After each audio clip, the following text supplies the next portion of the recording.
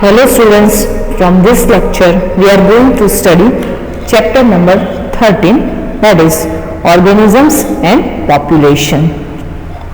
As you know very well, our living world is diverse and amazingly complex. We know about the complexity of living organism. We can try to understand this complexity as various levels of biological organization, as we know very well, as a micromolecules, cells, then tissue, organ level, organization, organism, population, then community, ecosystem and bios. At any level of biological organization, we can ask questions. Some questions arises in our mind when we observe our surrounding living organisms also, like animals or plants. For example, suppose when we hear the singing any bird at early morning in the garden, question arises in our mind, how does bird sing or why does the bird sing? If we discuss about this, the how type of question seek the mechanism behind the process, while the why type of question seek the significance of the process. For example, for the first question of this, the answer might be in terms the operational with voice box. How does the bird sing? And vibrating the bone in the ball. That is the answer. And the second question, the answer may be the bird's needs to communicate with its mate during breeding season. When we observe our surrounding nature with a scientific frame of mind, then certainly it can make the many interesting questions of both type. About this, why are flowers they are blooming generally during night, or why it's having specific type of color. Okay, so these all questions is related with the ecology. Ecology is actually branch of biology. Now you know it's very well which type of branch of biology. It deals with interaction among organisms and between the organism and its physical environment. So this way, as being a biology students, it is important to study about this ecology related with this. So many questions related with. By studying this chart, we can come to know about this, the various levels of organization here. Here we can start with single organism, or we can say individual here. Here individual they form populations. Then biotic community is formed. Biotic community, different biotic community, they form ecosystem. Then from ecosystem various landscapes they develop. Landscape they form various biomes, and various biomes on this earth they form entire biosphere. So we can say during this each and every level, starting from individual single organism, formation of population, population to biotic community, ecosystem, landscape, biome and biosphere is formed.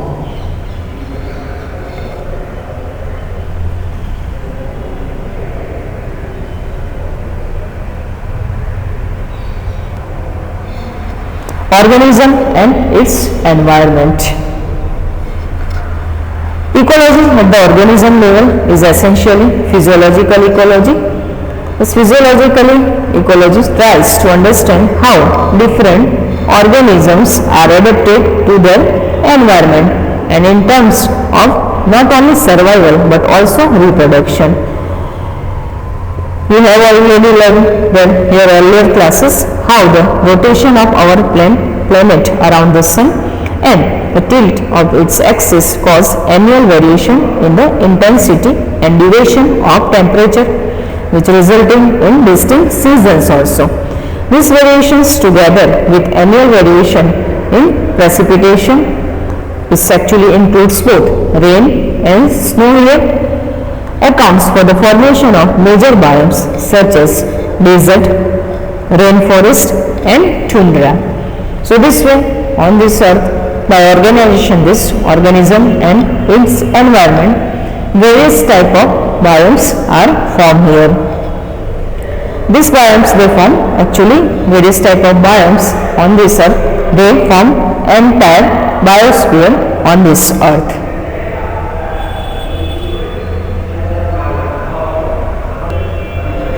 In this figure we can study biome distribution with respect to annual temperature and precipitation. On x-axis you can see mean annual precipitation in centimeter unit, and on y-axis you can see here mean annual temperature in the unit of degree centigrade. As we have discussed here, you can see here different type of biomes. Here desert, grassland, tropical forest, temperate forest, coniferous forest, and Arctic and alpine tundra. All type of biomes observed surviving on this earth is mentioned here. You can see the mean annual precipitation and mean annual temperature you can compare with also. In desert area, mean annual temperature is highest among all these type of biomes. Okay, and we can say also precipitation is minimum. Comparatively, in tropical forest we can say annual precipitation is higher as temperature is also higher. In Arctic and alpine tundra, say we can compare its temperature. Okay, here minimum temperature is there below 0, okay, sublevel of 0, and we can compare with annual precipitation.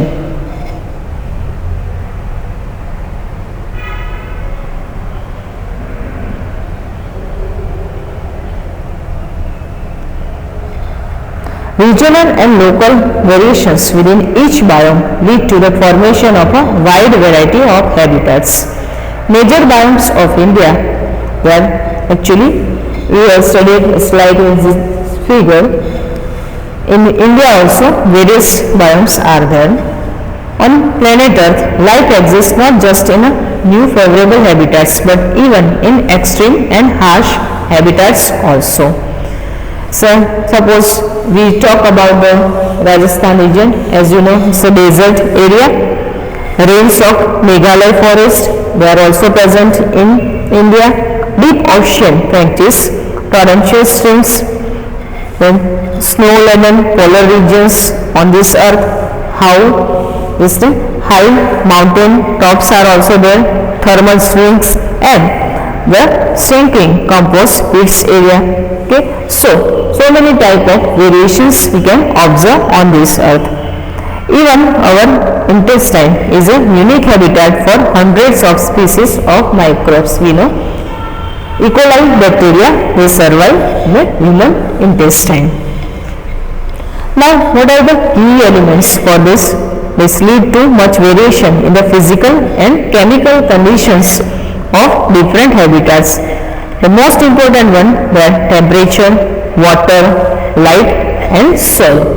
This type of factors are there.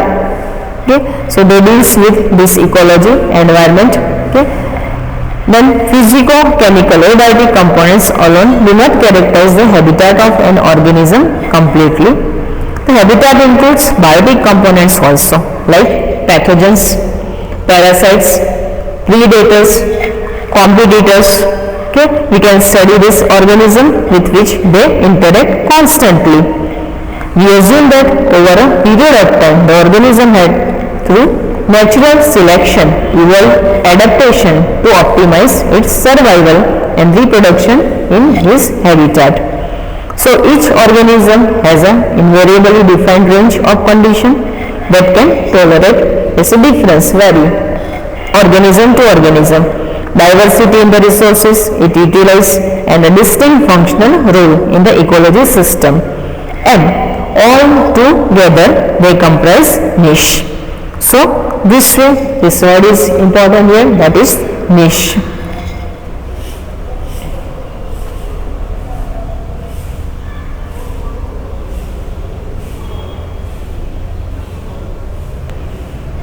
Now let's study some major abiotic factors. Abiotic factors means they are not living, non-living factors. They are the deals with this ecosystem, interact with living organisms also. They are mainly temperature, water, light and soil. Let's study first about temperature. Temperature is the most important ecologically relevant environmental factor. You know about the temperature. Average temperature on the land varies seasonally, decreases progressively from the equator towards the poles and from plains to the mountain tops. It ranges from sub-zero levels in polar areas, and if we talk about high altitude, so it is greater than 50 degrees centigrade also. In tropical deserts in summer, this reaches more than 50 degrees centigrade. There are, however, unique habitats such as thermal springs and deep sea hydrothermal vents where average temperature exceeds 100 degree centigrade also. Just imagine 100 degree centigrade. This general knowledge that mango tree do not and cannot grow in temperate countries like Canada and Germany. We can understand that each and every type of plant can't develop at any type of habitat. Snow leopards, they are not found in Kerala forest, as per example we can study, and tuna fish are rarely caught beyond tropical latitudes in the oceans. Now, appropriate the significance of temperature of living organism when we realize that it affects the kinetics of enzymes and through it metabolic activity and other physiological function of the organisms. We know about the enzymes, property of enzyme, nature of enzymes, and what is role of enzyme for living organisms in plants and animal. So we can understand it easily how the temperature affects the kinetics of enzyme and basal metabolism among with physiological function of the organisms.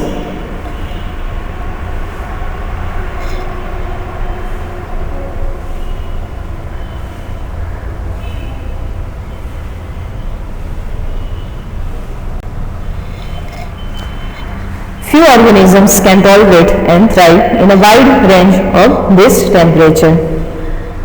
On the basis of their complexity, their body, their tolerance range also, organisms are classified into various types also. Few organisms can tolerate and thrive in a wide range of temperature. They are called eurythermal, but a vast majority of them, some other organisms are there, they are stenothermal type of organism. So levels of thermal tolerance of different species determine to a large extent their geographical distribution also. We can think about this. That is, few eurythermal and stenothermal animals and plants. You can find out yourself some examples related with this eurythermal and stenothermal type of organisms. In recent years, there has been a growing concern about the gradually increasing average global temperature. So, we know about the recent current issue, that is global warming and greenhouse effect. Second factor, water. Water is another most important factor influencing the life of organism. In fact, life on earth originated in water, as we know very well, and it's unsustainable. Without water, life is not possible, we can say. Here, the availability is limited. So, water availability is limited in desert and such only spatial adaptation. So, organisms surviving here observe. They adapt their environment, plants and animal both. The productivity and distribution of plant is also heavily dependent on water. We can think about organisms living in oceans, lakes and rivers. What type of question we can ask? They should not face any water related problem because their habitat is water, but it is not like that. Okay. For aquatic organisms, the quality, the chemical composition and pH of water becomes important. Here we can say the salt concentration is measured as salinity in parts per thousand unit is less than 5 in inland waters. We can say less than 5 in inland waters, 30 to 35 that is in sea, and more than 100 in some hypersaline lagoons. So variations are there. Some organisms are tolerant of a wide range of salinities. Okay. So on the basis of this, organisms, they are also classified into various types.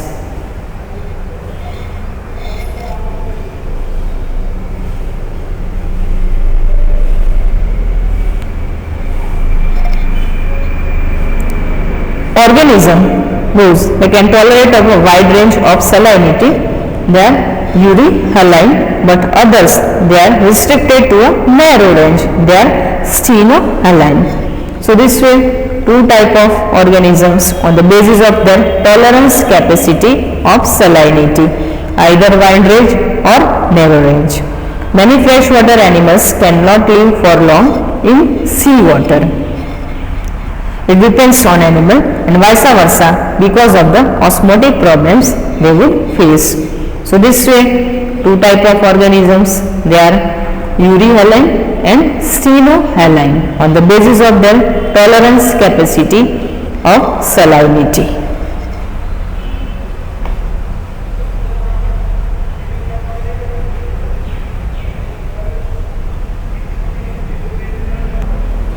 Third factor, that is light. Plants produce food through photosynthesis, as we know very well. For this purpose, presence of sunlight is must. Okay. So it's possible when sunlight is available as a source of energy, then and then photosynthesis process take place. So we can understand what is importance of light for living organism, plants and animals depending on plants. Plants are autotrophs and others they survive on plants.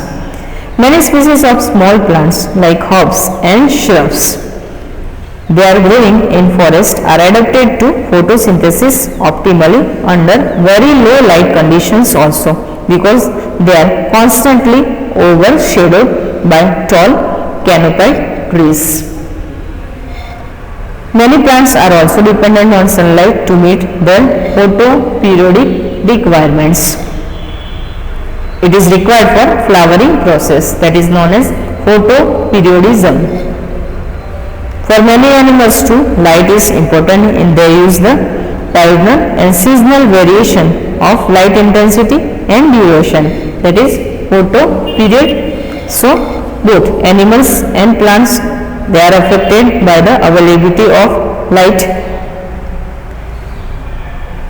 The reproductive and migratory activity is also depend on the availability of light.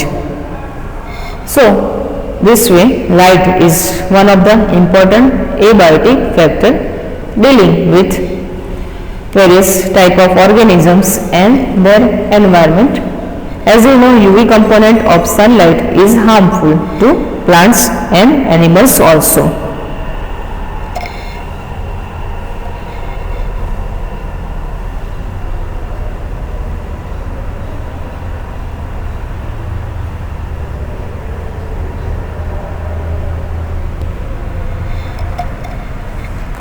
Fourth factor, that is soil. Nature and properties of soil. So at different places it is different. It depends on the climate, weathering process, whether soil is transported or sedimentary, and how soil develop occur. So it depends on this type of factors. So this way soil is also one of the important abiotic factor. Various characteristics of the soil. Which are these characteristics? These are soil composition, then we can say so different grain size and aggregation. This determine the percolation and water holding capacity. These are some characteristics along with these parameters of soil, capacity of this soil. These characteristics along with parameters such as pH, then mineral of this composition, topography determined to a large extent of vegetation in any area. This in turn is the case very type of animals that can be supported. So this way this type of factors that are important as abiotic factors. Now we have clear idea about major abiotic factors like temperature, water, light and soil.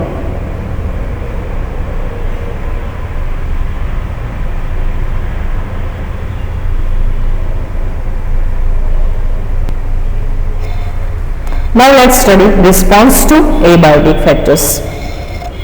Now it's clear in our mind which type of abiotic factors and their effect on organisms, environment, plants or animals.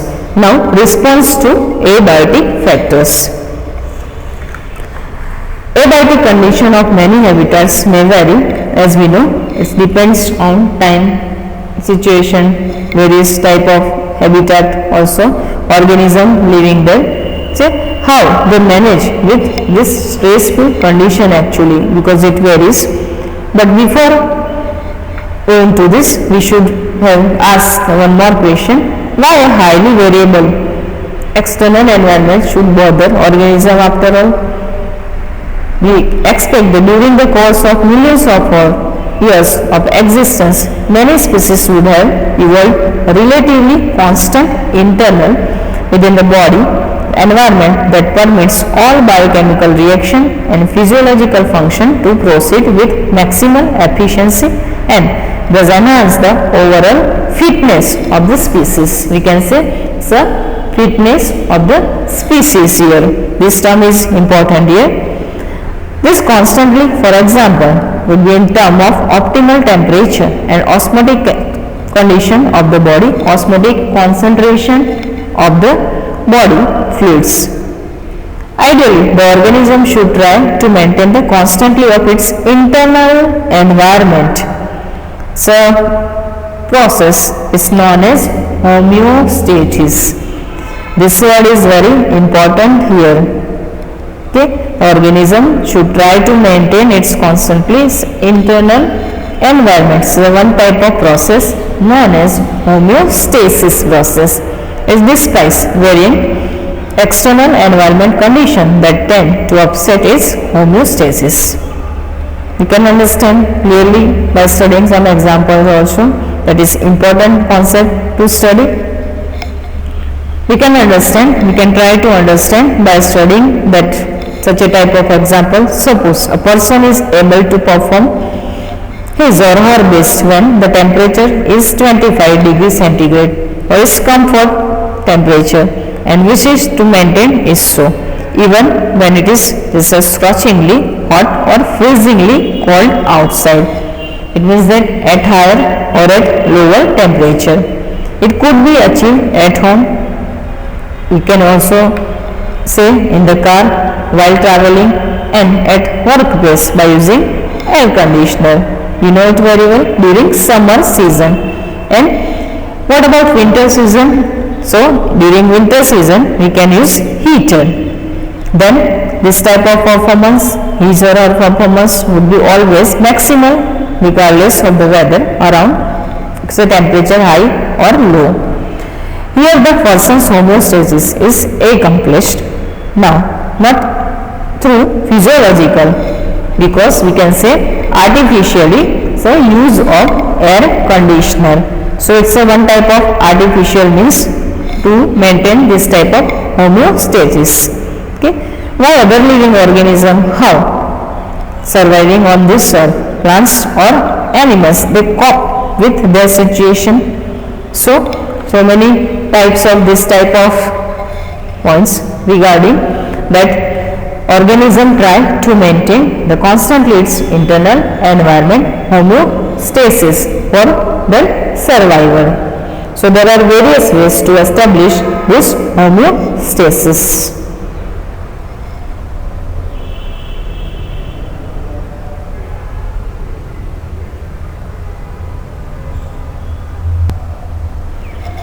In this figure, we can study it's an organism response. It's a diagrammatic representation of organismic response at various situation conditions. We can say here on x-axis you can say external level, on y-axis we can see internal level, external level and internal level here. On the basis of this, on the basis of this response, we can see here three types, three lines, different color lines you can see. One is that is green color, conformous. Second, red color, regulators, and third, blue color, that is partial regulators. So, depending on the availability of different type of situation surrounding the organisms, they try to their maintenance of homeostasis, internal environment condition for their survival. On the basis of this, here you can see conformers, regulators and partial regulators are there. That is an organismistic response to this type of condition.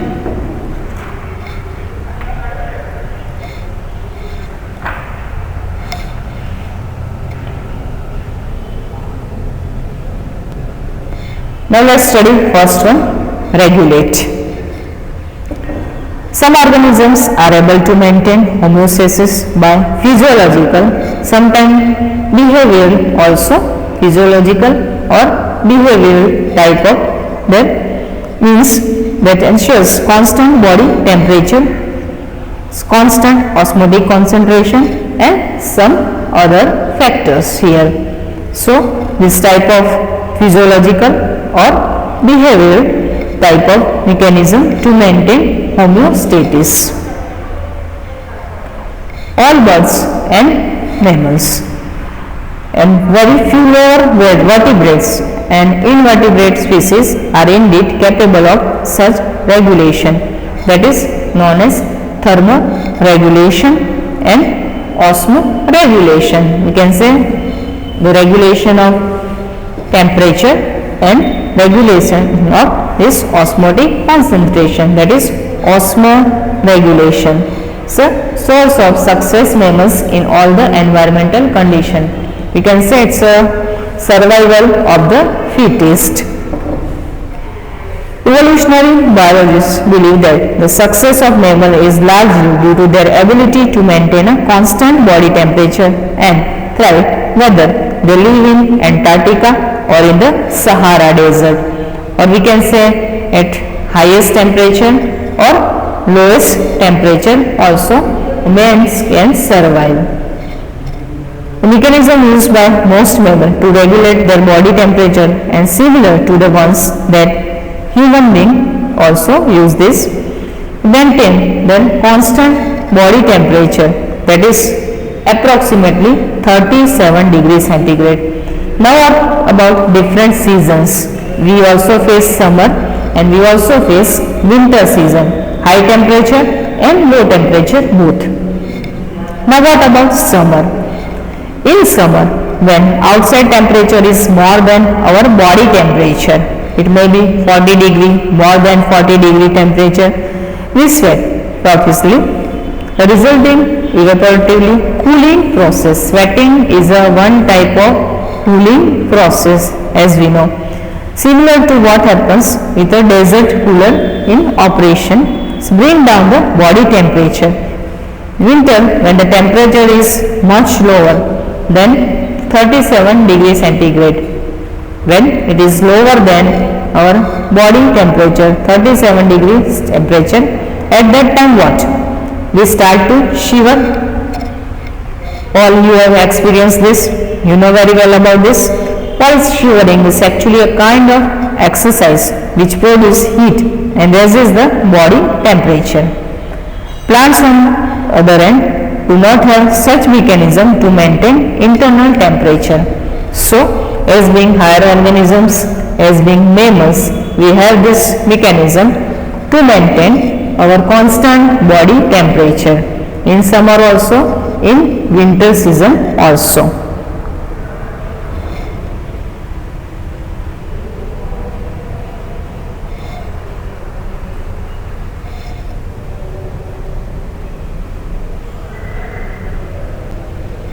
Second, confirm. Majority of animals, most of the animals, we can say 99% of animals and nearly all plants can't maintain a constant internal environment. Their body temperature, actually, the maintenance of their body temperature changes with the ambient temperature. In aquatic animals, if we talk about aquatic animals, osmotic concentration of the body fluids change with that of ambient air, water osmotic concentration. So it changes. These animals and plants, they are known as conformer. This type of animals and this type of plants, they are known as conformers type of plants and animal. Considering the benefits of a constant internal temperature, internal environment to the organism, we must ask why these conformers had not evolved to become regulators. Why they are not regulators? Okay, we can ask this type of questions. So, this type of question actually, what is the answer? Human analogy we used above, much as the light. How many people can really afford an air conditioner? As we know, air conditioner is giving cooling effect during summer season also. So, many simply sweat it out and resign themselves to suboptimal performance in hot summer month. So, thermal regulation is energetically expensive for many organisms. This is particularly true for small animals like shrews and hummingbirds. Okay. So heat loss of heat gain is function of a surface area. Heat gain or heat loss is a surface area function. Small animals have a large surface area relatively to their volume.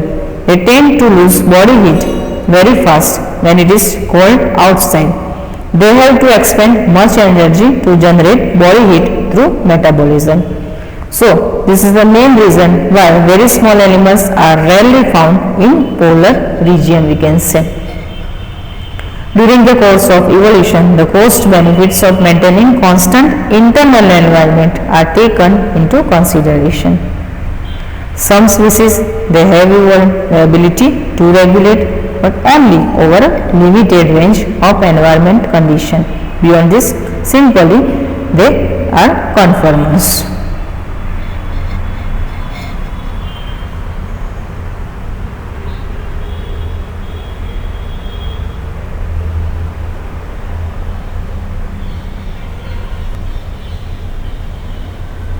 About conformers, we can say this type of heat loss or heat gain is a function of surface area. Small organisms, smaller organisms or larger organisms. In small animals have a large surface area relative to their volume. They tend to lose body heat very fast when it is cold outside. Then they have to expend much energy to generate body heat through metabolism, as we know very well. This is the main reason why very small animals are rarely found in polar region. Now we can understand this concept regarding conform.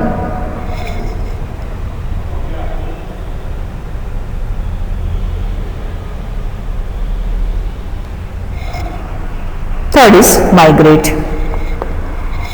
Organisms, they can move away temporarily from the stressful habitat to a more hospitable area, comfortable area we can say. So from stressful to comfortable area and return when stressful period is over. If we talk about human analogy, the strategy is like a person. As we know, during summer season actually we want to move toward the hill station. Why? Suppose example from here, from Gujarat to Shimla or Gujarat to Kashmir for the duration of summers. Many animals, particularly birds, during winter they undertake long distance migration to their more hospitable areas, comfortable areas. We also know that so many birds, they are migratory birds from various regions of this earth, from various country. Also they come to India or even in our Gujarat also.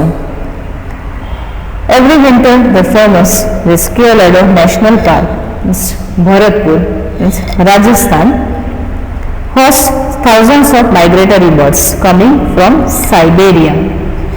They are migratory birds and other extremely cold northern regions also. So this way, that is migrate type.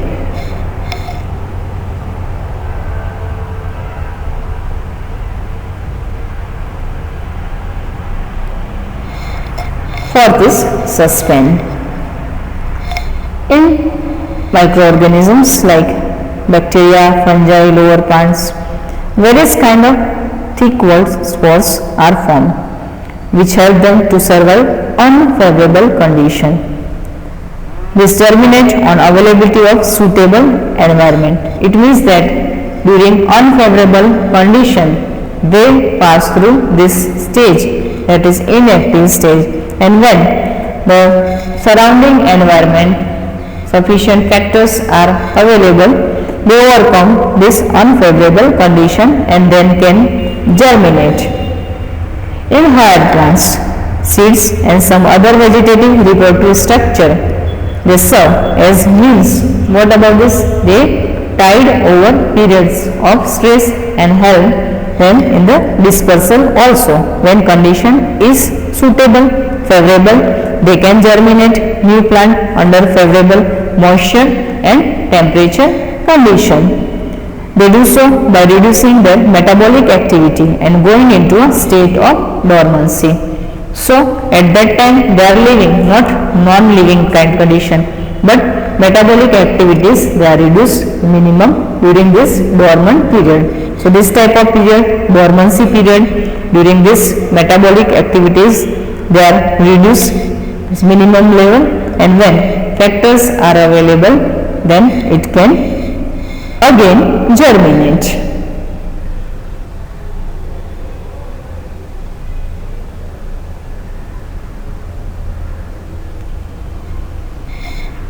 When we talk about this type of dormancy period, you can say various types are observed. First is, that is hibernation type. So condition or period of an animal or plant spending the winter in a dormant state. So during winter season, example, they are actually hibernation. The example is bear. Secondly, it is estivation. It's a condition or period of an animal or plant spending the summer to avoid heat and restriction in a dormant state. Example like snail. So it's a one type of estivation to overcome this situation, dormancy condition. And third is, that is diapause. It's a stage of suspended development in zooplankton species in lakes and ponds. So we can say this way. So suspend is also it's a one type of response of organisms to this type of their surrounding condition. So like regulate, confirm, migrate and suspend. This type of variations are observed. So the plants or animals, lower plants or lower organisms surviving on this earth, so many are there. Higher animals and plants also, they show this type of condition, just overcome this situation, that is dormancy period. They pass through dormancy period, and once favorable condition arises, they again become